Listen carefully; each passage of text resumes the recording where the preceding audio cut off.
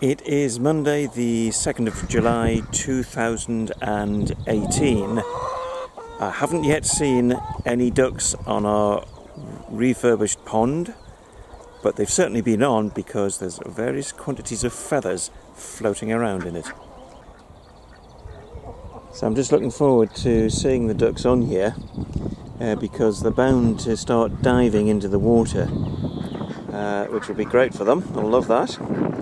And it's nice, well, I would say nice and deep in the middle. It's sufficiently deep for them to get a good soaking. It must be about 60-70 centimetres in the middle now.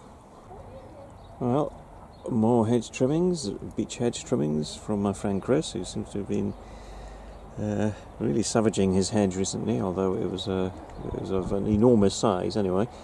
So I have been offered all the trimmings, and this is half of them. So this will do for the goat's breakfast tomorrow, and then I'll go back and get the rest.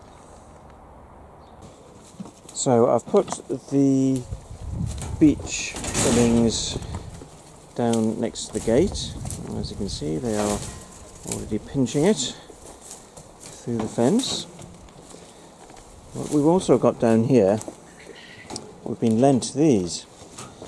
This is a fire pit on the left, made by our friend Mick, and he also made this stove as well. Now this is our opportunity to try out outdoor cooking, because we're determined to go ahead with this because we've built up a huge supply of fuel. Being self-sufficient isn't just about providing our own food, it is about trying to be as self-sufficient in providing our own fuel as well. So at home we've got the solar panels, we burn logs on our wood-fired stove through the winter, but we also want to do as much cooking as possible using as fuel the sticks left over from feeding the goats, the stuff like that beech as well. And so we've got an enormous mountain of these sticks, fully dried out, so it's perfect fuel. And hopefully we'll be trying out these outdoor cooking utensils sometime soon. Unfortunately, it looks like only 3 of the duck eggs in the incubator are going to hatch, 3 out of 6, so 50% hit rate. We've had better. But we've now got 3 ducklings, and they are here in our incubator unit in the spare room.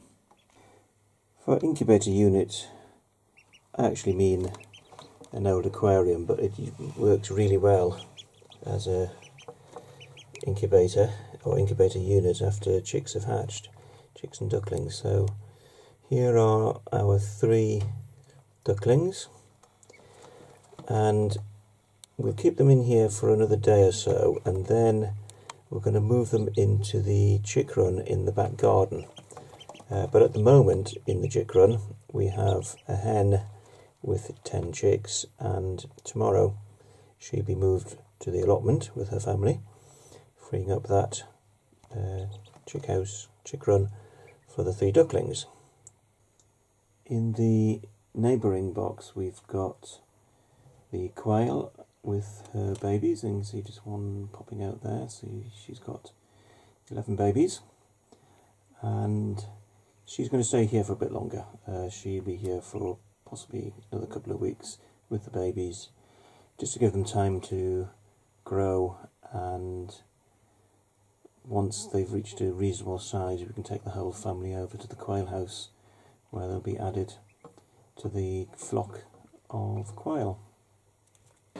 It's nearly 10 o'clock now in the evening, but activity is still taking place, and in the kitchen here we are getting ready for our next fair, which is on Saturday in Wickham.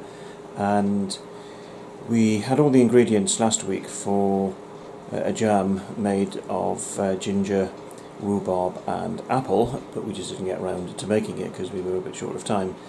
So we had lots of people asking for it at the fair on Saturday just gone, so that's what we're making now.